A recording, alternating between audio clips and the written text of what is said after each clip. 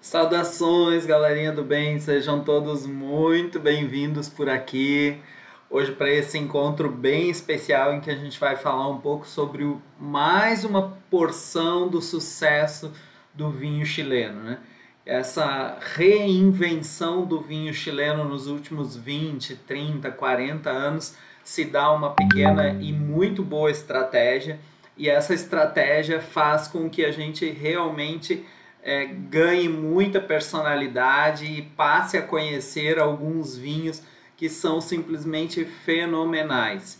Claro que tudo depende do ser humano, né? De como ele interpreta os resultados, como ele entende que o universo do vinho possa melhorar diante dos conhecimentos dele. Então tudo parte deste princípio obrigatoriamente em qualquer lugar do mundo.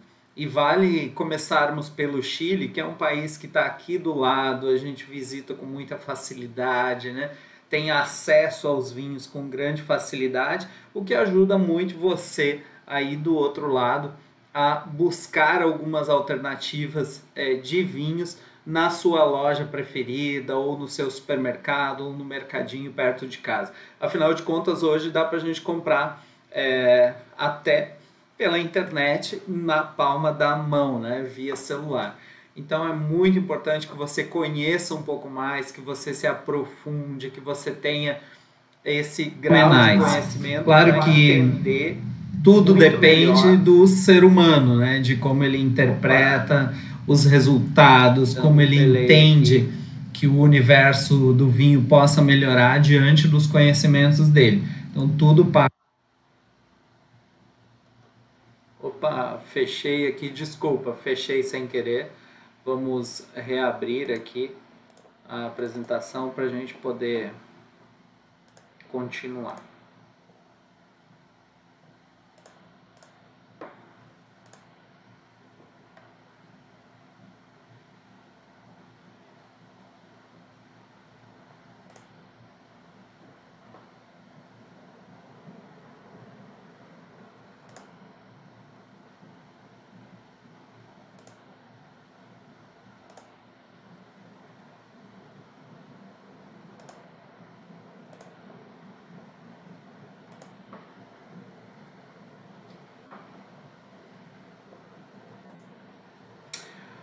Aí então, nosso primeiro grande passo, nosso modelo número 1, né? Que é esse encontro oficial para que a gente possa entender um pouco mais do universo do vinho chileno e basicamente reconhecer melhor o padrão de qualidade que ele nos entrega aqui no Brasil. Então, a primeira coisa que a gente precisa aprender sobre o universo chileno é que ele é um grupo de vinhos que se inovou a partir de grandes ideias. E ideias no mercado do vinho pode ser muito complexo, mas também pode ser simples e inovador. O Chile há muitos anos foi um país como o Brasil. A gente comprava um vinho chileno, simplesmente comprava um vinho chileno, não importava para a gente de onde era esse vinho, se era do norte, se era do sul, se tinha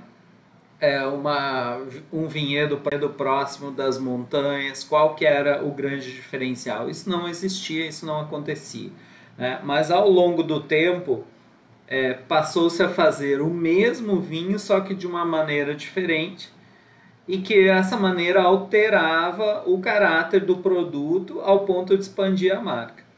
Então, o que eu quero dizer com isso? Quero dizer que a criatividade, as ideias do novo Chile nos últimos 25, 30 anos, eles vieram a partir dessa oportunidade de fazer o mesmo vinho, só que de uma maneira diferente, ao ponto de alterar o caráter de produto para que a gente pudesse ganhar o mercado.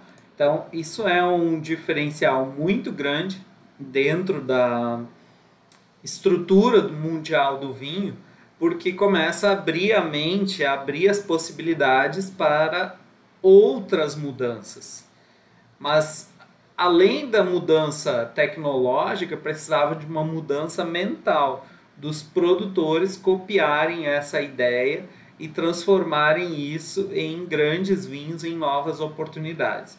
Então passa não só por uma fase de minimalista, né, de reconstrução, mas principalmente sobre um mindset para a nova geração.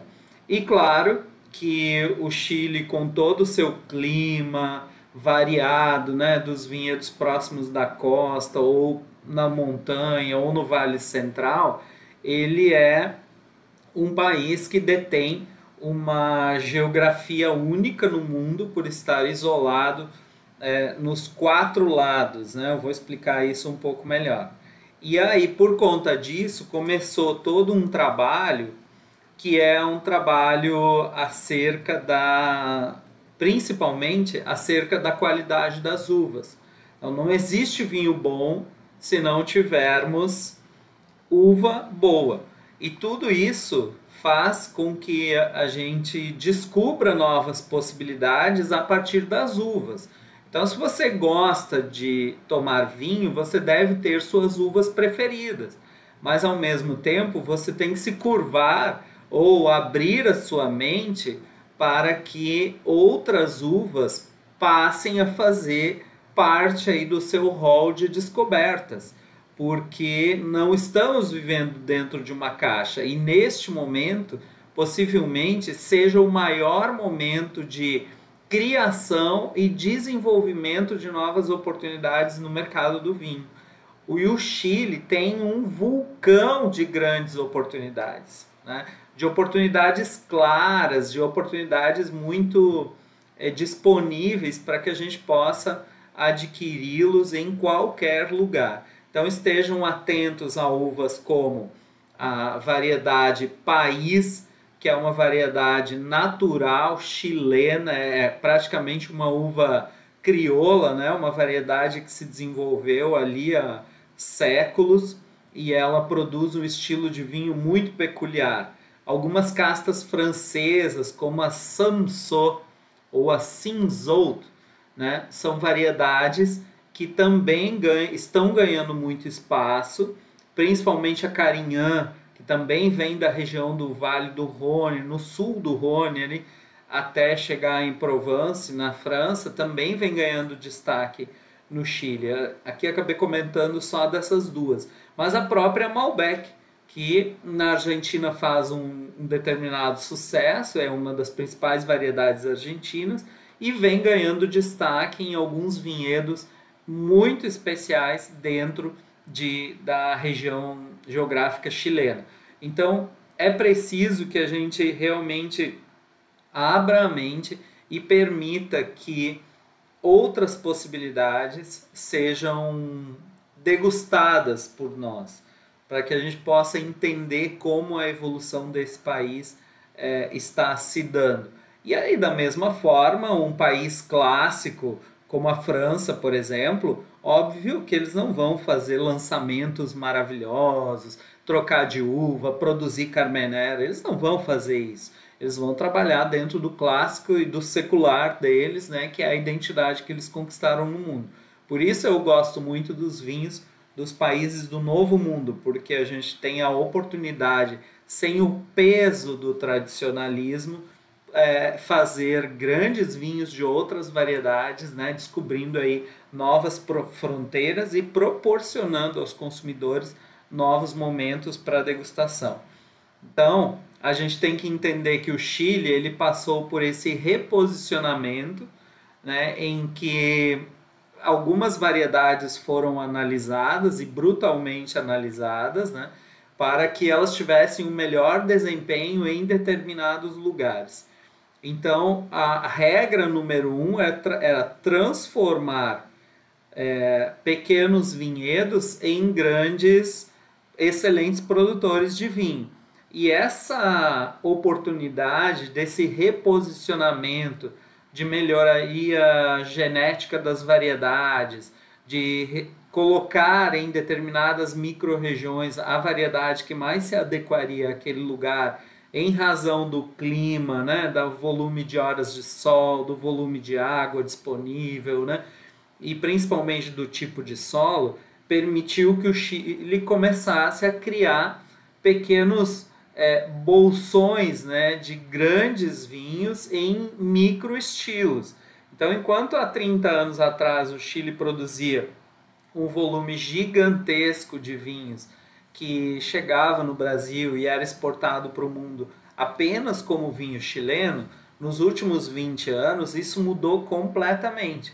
Eles sim continuam produzindo um belíssimo volume, são dos países referenciais em volume de produção no mundo, mas eles qualificaram a sua qualidade de forma muito potente, de forma a literalmente colocar no mercado um novo posicionamento de produto, de imagem, conceito e tudo mais.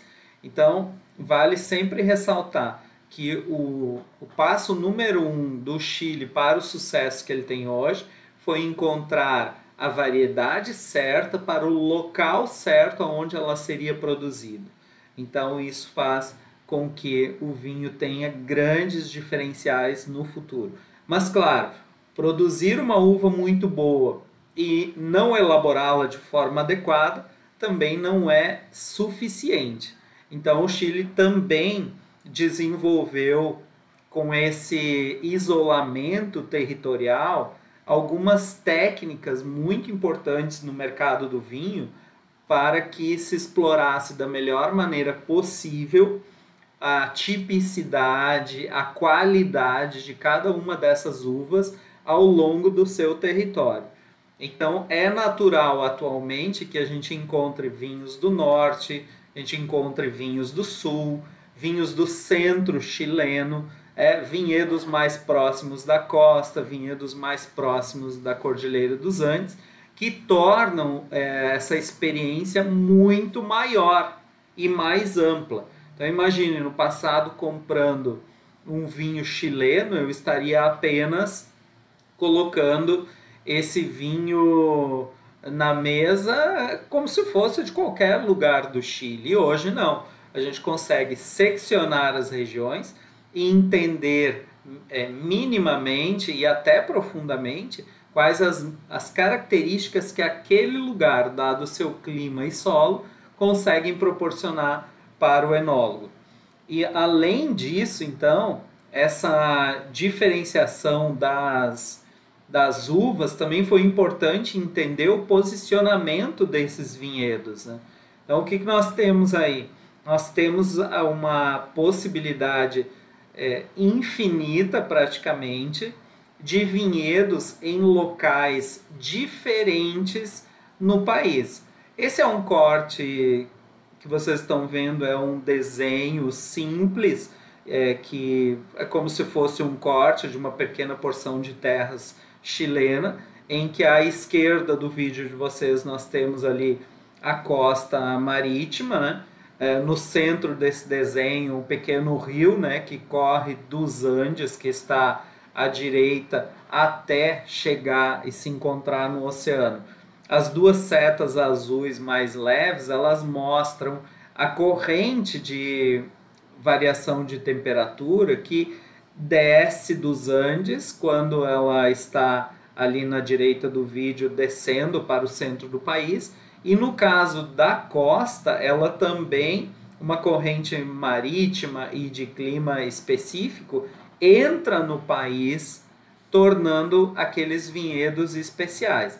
Então, a gente tem que atentar ao seguinte: nós temos duas colunas aí, a coluna da direita, que é a Cordilheira dos Andes, né? Alta, imponente, muito fria, que fornece para um lote de uvas plantadas em pré-cordilheira altitude, um clima mais ameno e mais fresco. A cordilheira fornece noites mais frescas, né, proporcionando um amadurecimento de qualidade altíssimo. Terceiro ou quarto, né, ela oferece, nessa diferença de temperatura entre o dia e a noite, uvas com maior sanidade, ou seja, os enólogos de lá não precisam se preocupar com a qualidade dessas uvas, porque elas, sem dúvida alguma, por conta dessa diferença climática, chegarão na vinícola em um estado formidável de qualidade, né? E essa brisa, que é o mais importante, né, que desce dos Andes, ela permite essa regulagem de temperatura durante a noite para os vinhedos muito quentes do Vale Central.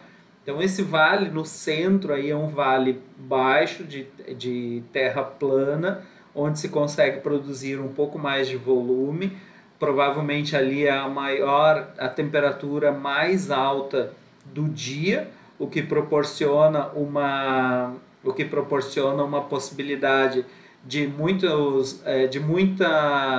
de um amadurecimento mais longínquo.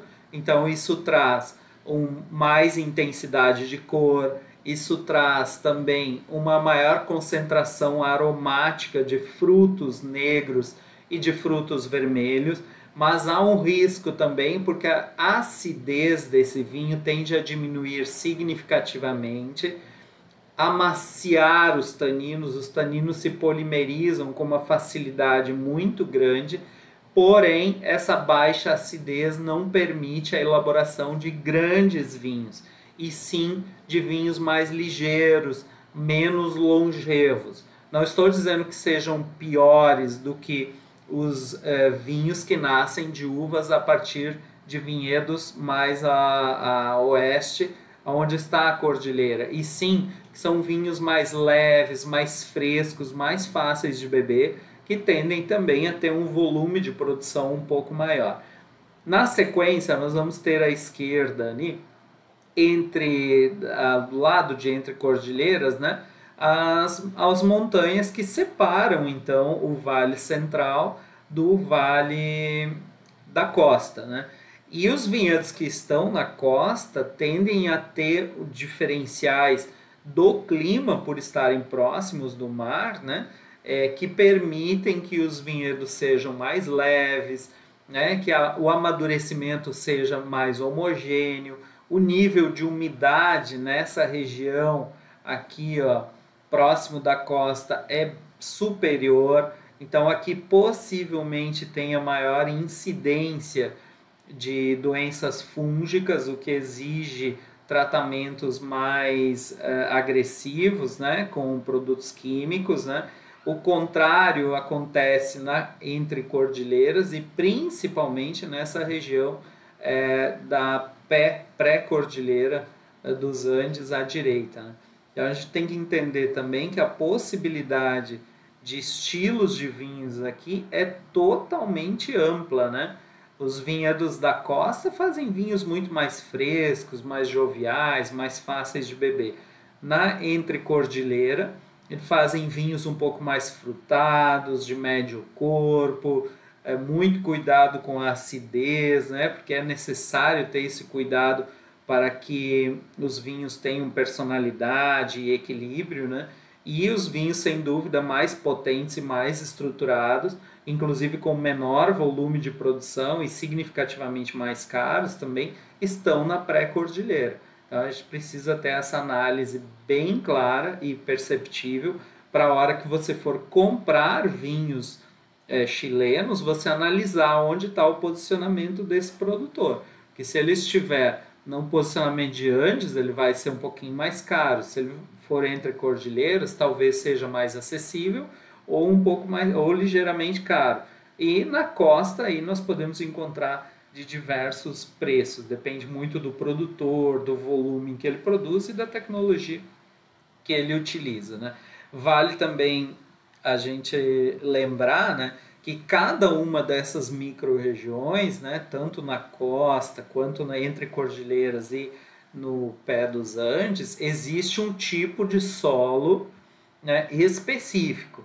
Então, esse também foi um gatilho muito importante que o Chile entendeu, porque de acordo com a tipologia do solo, eles descobriram que as variedades se adaptavam melhor ou pior, né, em determinadas micro-regiões. Então, se a gente parar para analisar aqui de volta, né, nessa imagem do corte de terras chilenas, o que a gente pode analisar rapidamente? Essa porção aqui dos Andes, sem dúvida alguma, trabalha muito melhor variedades como Cabernet Sauvignon, como Petit Verdot, Malbec, né? Vinhedos de altitude mais frios, né? Então exigem vinhos com uvas com maior corpo, com maior intensidade, com maior personalidade.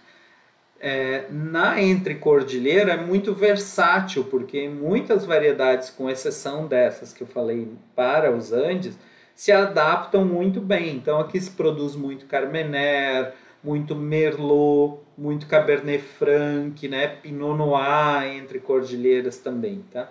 E aqui na costa, então, nós temos Pinot Noir, Sauvignon Blanc, Chardonnay, Samsô, né? Que é a Cinsault, uma das principais uvas de Provence, né? Então aqui nós temos outro estilo de variedades e naturalmente que outro estilo de vinhos. Por isso que essa análise do solo é tão importante no mercado chileno, né? Eu estou aqui falando de algumas situações, mas o que eu queria mostrar para vocês mesmo é isso aqui, ó. Porque o Chile ele se transformou num país em que as micro-regiões se mostraram muito valentes, né? Então há uma separação atualmente que é muito importante, né? Hoje, olhando para o país Chile, nesse mercado de vinhos, o que nós vemos é exatamente isso, assim. É uma porção de vinhedos na pré-cordilheira, na cor Andes, né, em amarelo, os vinhedos entre cordilheiras, que é a porção verde, e os vinhedos da costa. Agora, notem que o quão interessante é essa análise que eu vou mostrar e chamar a atenção de vocês, pelo seguinte, ó, os vinhedos dos Andes, ali pintados em laranja, eles estão, vejam, numa porção mais concentrada ao norte do Chile e numa porção um pouco mais concentrada ao sul do Chile, tá? No centro-sul do Chile. Vejam que a porção de vinhedos entre cordilheira, ela começa muito estreita lá no norte, próximo de Choapa, né? No Vale do Limarí, e ela só vem aparecer de novo, ó, em Valparaíso, do lado de Valparaíso, Santiago, né? E ganha um pouco mais de extensão de terras aqui na porção sul, no Maule. Aliás, o Maule, que saibam todos, que é uma das regiões, das maiores regiões produtoras do Chile, e o Maule ele comporta aí um volume de vinhos muito significativo, inclusive vindos para o Brasil, de alguns dos principais produtores do mundo, né? Nem preciso dizer o nome deles, que a gente encontra eles no supermercado com facilidade. E a terceira análise que eu gostaria que vocês fizessem, olha, é o contrário. Olha a porção de vinhedos da costa, como ele começa muito singular no sul do Chile e tende a ganhar um pouco mais de espaço ao norte, tá? Então, esse reposicionamento aqui de cordilheiras, né, de separação dos vinhedos, ela foi fundamental para que o Chile ganhasse perspectiva no mercado internacional, né? Então, hoje nós não compramos mais um vinho chileno, nós compramos um vinho chileno de Casablanca, que possui vinhedos praticamente na costa chilena, a 50 quilômetros do mar. Nós compramos vinhedos de Limarí, que também são muito próximos da costa, mas ficam numa região mais montanhosa e que permite, além de altitude, luminosidade, muito calor, noites frias, também permite a aproximação do clima costeiro, então torna os vinhos muito especiais. Elqui, mais no extremo norte, é uma região desértica, né? Desértica, totalmente desértica, a 2.000 metros de altitude, é um dos lugares mais fantásticos no Chile. Lá também tem o maior grupo de investimentos de observatórios das estrelas no mundo, né? Então é um lugar fantástico, incrível, né? Ao passo que, se nós analisarmos ali em Santiago, né, vejam que os poucos vinhedos que estão próximos a oeste de Santiago são vinhedos dos Andes, a gente tem ali um pequeno pontinho amarelo, ó, bem pertinho ali da capital, a gente já pode subjugar ali um volume de produção muito pequeno de algo altamente especial e que custa muito dinheiro, né? Ao mesmo tempo, a gente também pode perceber que o Maule, então, produz esse volume na região central com regiões muito mais planas, né? E que produzem um volume de vinho já com uvas um pouco mais macias, mais fáceis de beber, permitindo um outro estilo de vinho, inclusive no preço aqui no mercado, né? Então é bem interessante analisar essas possibilidades. Então vale também ressaltar que não adianta fazer todo esse trabalho, né, de separar as micro-regiões, entender melhor o clima, o tipo de solo que está disponível ali, mas também que precisam haver mudanças nas técnicas de elaboração. Então, o estilo de elaboração chileno também mudou muito ao longo dos anos, e isso também faz com que a qualidade do produto suba substancialmente, né? E nós, consumidores, é que ganhamos com isso, né? Mas eles também ganham dinheiro porque o custo dos vinhos sobe significativamente, né? E acho que além da função tradicional e clássica, né, do momento da colheita, do controle de qualidade das uvas, que isso deve ser muito fácil fazer no Chile, também das possibilidades e das prioridades, né, que a gente tem com a sanidade da uva, o Chile investiu em um micro nicho do mercado que é fabuloso, né? Então,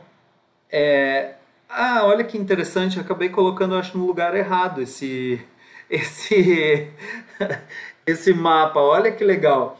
Esse é o Chile de 1970 a 1980. Vamos fazer uma pausa nas uvas só para vocês entenderem. Olha que interessante, esse é um mapa de 1970, 1980, um mapa bem antigo, né, do Chile, das regiões produtoras, e vejam que interessante, eles separavam os vinhedos longitudinalmente, né, ou seja, tá vendo aqui, ó, tem os cortes do rio, ó, olha que interessante aqui, ó. Eles praticamente faziam as divisões de acordo com os rios, ó. Aqui o deserto do Atacama, ó, aqui tem o rio Limaria, Elqui, La Serena tá aqui, ó, no rio também, tá? Olha que interessante. Eles faziam cortes desse jeito. Então, quando a gente pensa, isso aqui já é um segundo nível, né, do Chile, porque aqui já tem divisões por região, né? O Chile mais antigo que eu conheci na faculdade não era nem por região, era literalmente por vinho chileno, tava tudo dentro ali do Chile, a gente sabia muito pouco, né? E depois é que veio essa separação longitudinal, ó, através dos rios, formando os vales, e depois essa que eu mostrei para vocês agora de 2013, né? Tá aqui ela, ó. Olha aí. Repetir aqui, acho que só a posição que está errada. Mas isso é vinhos na real, né? A gente vai se ajustando. Então, este é o Chile de 1970 a 1980, né? Que priorizava os vales de acordo com os rios. E esse é o Chile a partir de 2013, que já tem na sua estrutura uma técnica aplicada aí de separação edafoclimática, né? De solo e clima, para que ganhassem micro-regiões e essas micro-regiões tivessem mais personalidade na elaboração de seus vinhos, né? Ao mesmo tempo, voltando ao estilo de elaboração, esse é o tradicional, né? O clássico barril. Na verdade, esse não é um barril, ele é um boti. O boti ele tem em torno de 3.000 litros, né? Ele é uma cópia do barril clássico francês de 225 litros que a gente conhece, é um pouquinho maior assim em escala da mesma maneira, mas o Chile entendeu o seguinte, que utilizando de barris, de tanques um pouquinho maiores das mesmas madeiras, a relação de qualidade dos produtos ficaria muito melhor. Então, o que ele entendeu com isso? Que Um tanque de 225 litros, ele tem menos vinho para a área de madeira que tem ali dentro. Aí eles fizeram o quê? Aumentaram o tanque e o volume de líquido aumentou muito mais proporcionalmente do que o volume de contato desse vinho com a madeira. E isso é muito importante, porque tira o peso do carvalho, tira o peso do aroma, tira o peso da oxidação da cor e da oxidação desses aromas, da polimerização dos taninos de uma barrica de 225 litros para um tanque com 500, 600 ou até 1000 litros. Né? Então eles tiveram essa visão estratégica de mudar essa estrutura para que ganhassem um estilo de vinho em que a fruta se combinava melhor com as características dos estilos de carvalho que eram utilizados na elaboração de seus vinhos, até entrarem oficialmente nos foundries. Os foundries são essas pequenas pipas, né? Essas pequenas bordalesas, quase umas barricas, né? Mas elas são ovaladas, né? E como elas são ovaladas, há uma relação de líquido em relação ao carvalho muito melhor, tornando os vinhos mais harmônicos. Então, essa harmonia que acontece é justamente isso, é esse fundir entre a característica vital daquelas uvas que são colhidas e elaboradas dentro da vinícola e ganhando aporte de características aromáticas e mudanças da acidez, do álcool e dos taninos em barris um pouco maiores, melhorando essa relação aí de líquido e de madeira. Esse também foi um passo importantíssimo no mercado de vinhos chilenos para que eles ganhassem realmente a nossa confiança e a nossa preferência, né? Afinal de contas, o Brasil, pelo volume de consumo que temos, podemos sim ser uma grande fonte de absorção e de conhecimento, porque eles colocam um grande volume no mercado e conforme o mercado absorve, a velocidade em que ele absorve, como ele aceita aquele determinado produto na recompra, né? Como o posicionamento desse produto nos espaços de loja, tanto uma loja pequena quanto uma loja grande, ela permite o contato com o cliente, tudo isso faz com que o vinho ganhe um posicionamento muito rápido. Então, às vezes, nós temos aquele preconceito de dizermos, mas eu não gosto daquele vinho por A, B ou C, ou simplesmente não gosta e nem sabe por que não gosta. É nesse momento que a sua falta de recompra nesse produto mostra, dá um indicativo para o lojista e para o importador da preferência e do estilo daquele produto. Então, nós estamos sendo analisados constantemente através das compras de vinhos que a gente faz no mercado. E isso é muito comum com diversos produtos. Às vezes, rápidas e pequenas mudanças no perfil de rotulagem, no estilo da garrafa, na cápsula, né, que cobre em cima, são indicativos para chamar um pouco mais de atenção, de fazer levar, de fazer gostar ou não, né? Você se mostra mais aprazível para aquele produto, o que torna a sua experiência um pouco mais confortável e a recompra vem na sequência mostrando para todo mundo da cadeia que esse item está caindo na graça dos brasileiros. E assim é em todo mundo, não estou falando que isso acontece só aqui no Brasil ou acontece em outros países, né? Isso acontece no mundo inteiro. Quando a gente compra um determinado produto, nós estamos avaliando aquele produto e a recompra dele nos torna fiéis depositários de que aquilo foi assertivo. E claro, aí imagine, por região, então eu vou fazer aqui um rápido pensamento. Digamos que venham 1000 garrafas de determinado produto para cada região, né? Tem regiões que vão absorver mais rápido e outras regiões que vão absorver mais devagar. Isso também é uma resposta, porque há perfis de consumos diferentes em cada país, em cada região. Mas isso também não é o assunto de hoje, né? Vamos seguir só para ilustração aí, que vocês possam entender um pouco mais desse universo, como ele funciona, né? Então aqui, ó, eu fiz questão de colocar um ícone brasileiro, né, um ícone chileno no mercado brasileiro, que é o Memórias, elaborado pela vinha El Principal.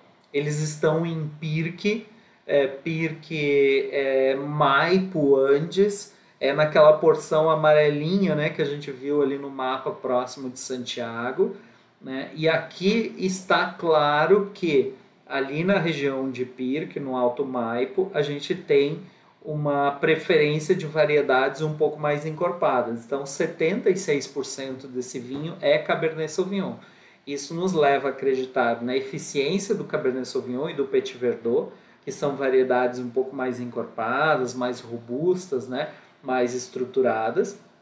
E também, obviamente, na eficiência do Syrah e do Cabernet Franc para essa região em microelaborações. Estamos falando de um produtor que faz baixíssimos volumes, com uma tiragem mais limitada, não é um vinho que encontramos em qualquer prateleira, em qualquer lugar. É um vinho já num padrão de qualidade superior, mas serve de uma excelente referência para todos nós. A segunda opção, então, é o Vontade, que é um dos principais vinhos do Chile na atualidade, também feito com base de Cabernet Sauvignon, no Maipo Andes, inclusive, eles são vizinhos os dois, confirmando a preferência, então, da Cabernet Sauvignon para aquela micro-região, né? Então, ali se tem uma região seca, mas ligeiramente quente nos dias, com noites mais amenas, porque já está subindo a cordilheira dos Andes, né?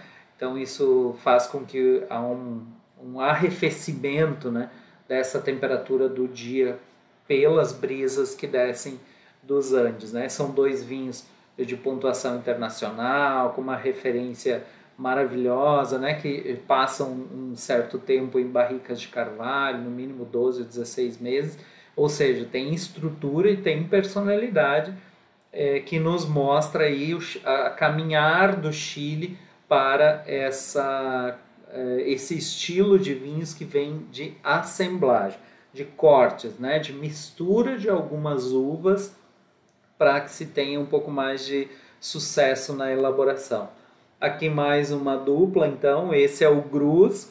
O Grus é um produtor do Alcohuas, ele fica no extremo norte chileno, falamos de Euquí antes, né, exatamente onde ele está lá, uma porção do deserto de Atacama, muito seco, árido, né, com possibilidade apenas de irrigação em alguns momentos, o volume de chuva muito baixo, e aqui já muda totalmente o perfil das uvas, né? Então a gente já percebe que ele está no norte chileno produzindo não Cabernet Sauvignon, nem Cabernet Franc, e sim Syrah, Petit Syrah, Garnacha, Malbec, Carignan e um pouquinho de Petit Verdot.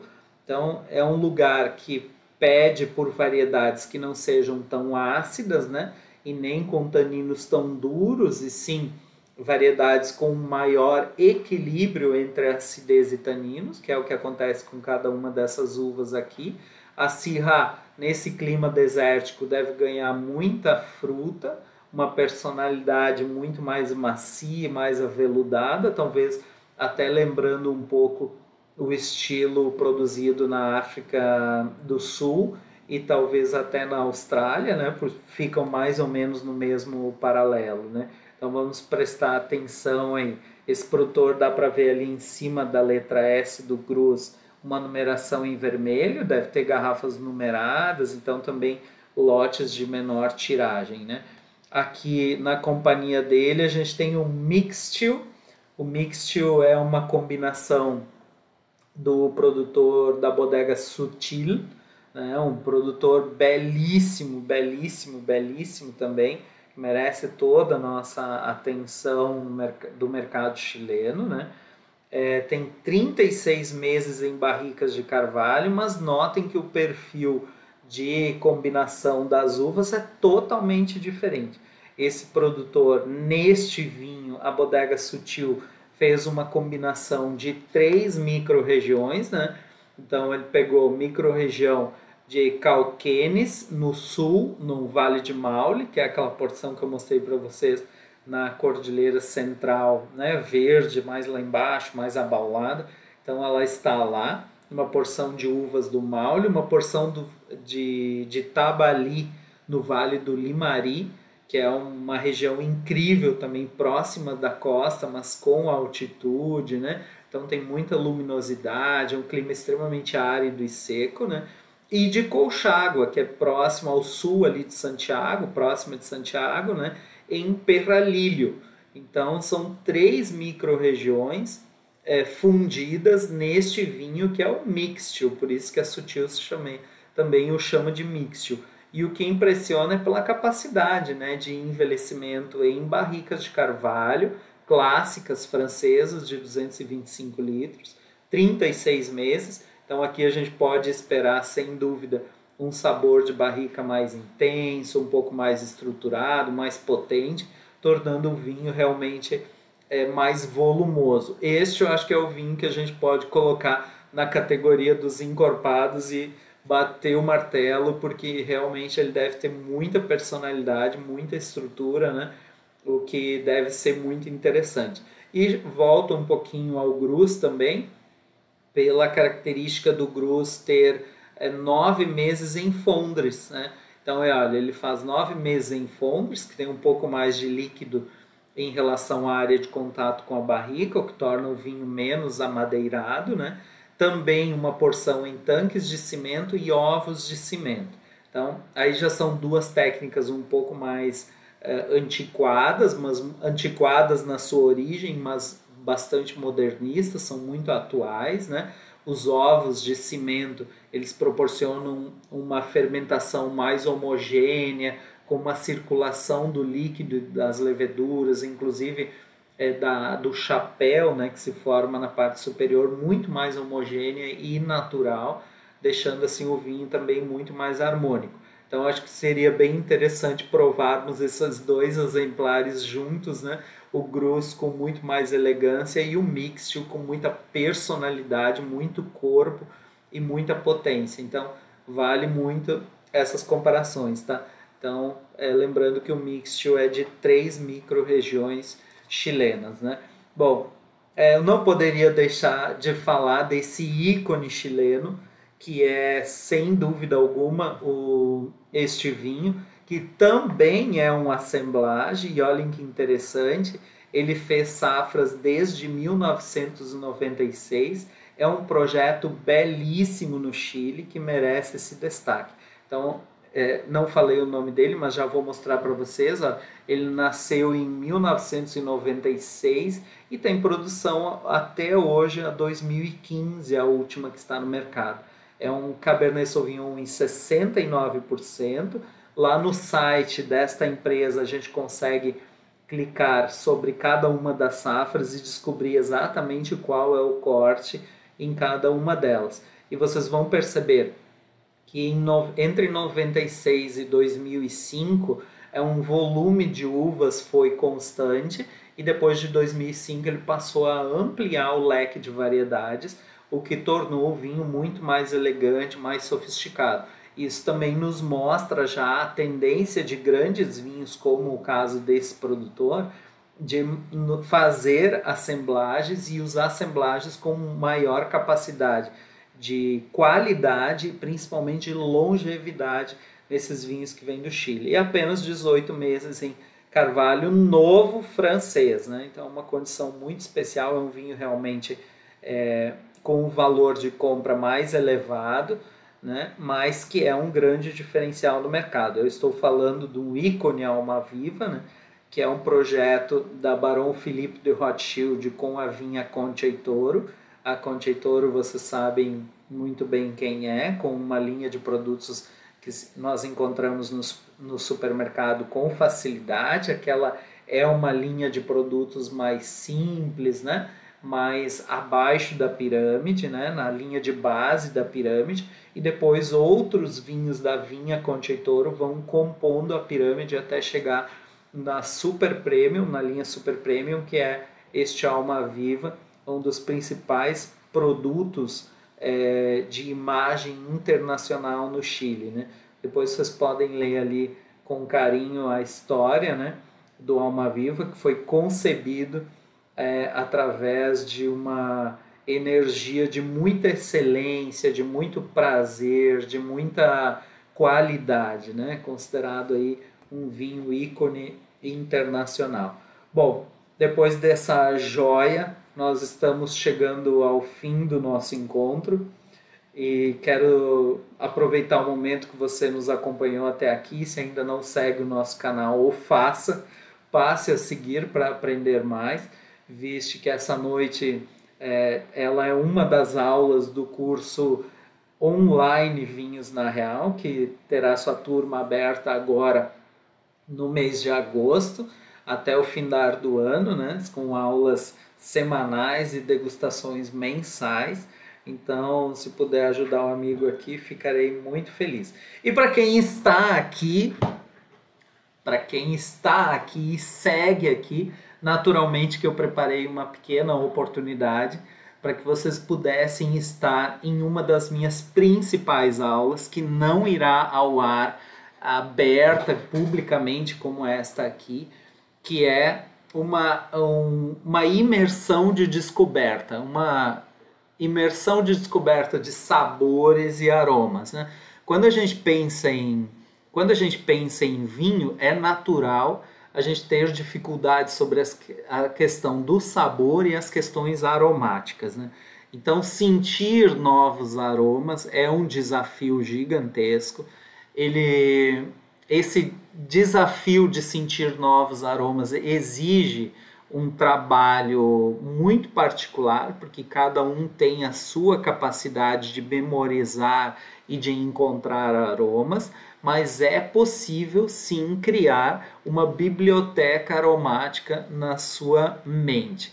E para que a gente faça isso, né, desvende esse universo sobre os aromas do vinho, eu preciso, de uma maneira muito clara, inspirar vocês a conhecerem um pouco mais e profundamente sobre as regiões, entender quais são as uvas que circundam por esses lugares, né? O perfil de variedades de acordo com cada região, e naturalmente que nós vamos precisar desvendar as técnicas de elaboração aplicadas para essas uvas e nessas regiões. É aí que está um pequeno segredo do mundo aromático dos vinhos que nos cercam, né? E para isso eu montei uma aula muito legal que vai desvendar para o seu cérebro, né? Essa máquina que está aí junto com você 24 horas, né? Vai ensinar o seu cérebro a identificar essas características visuais, olfativas e gustativas, para que você tenha efetivamente a sua resposta de ter gostado ou não gostado. Mas é um nível de consciência muito elevado, porque você não vai simplesmente mais gostar ou não gostar. Você vai entender por que você gosta e por que você não gosta de um determinado produto. E vai conseguir trilhar o seu caminho na escolha dos vinhos que estão disponíveis no mercado. Então, esta aula que vai desvendar os segredos sobre os aromas, eu ainda não marquei, mas ela já estará disponível para você que acompanhou até aqui, para um webinar exclusivo de como melhorar o seu olfato. E isso vai acontecer quando você entrar no nosso grupo do WhatsApp ou acessar o nosso grupo no Telegram. E aí você já vai me dizer, mais um grupo que eu tenho que entrar. Pois então, mais um grupo que você tem que entrar, mas é o grupo que vai te ajudar a necessariamente descobrir o seu potencial de busca de melhora do olfato, de desenvolvimento do seu olfato e do seu paladar. Essa é uma aula fechada, ela não vai acontecer aqui no YouTube e todas as informações serão entregues com exclusividade para as pessoas que estiverem nesses 2 grupos.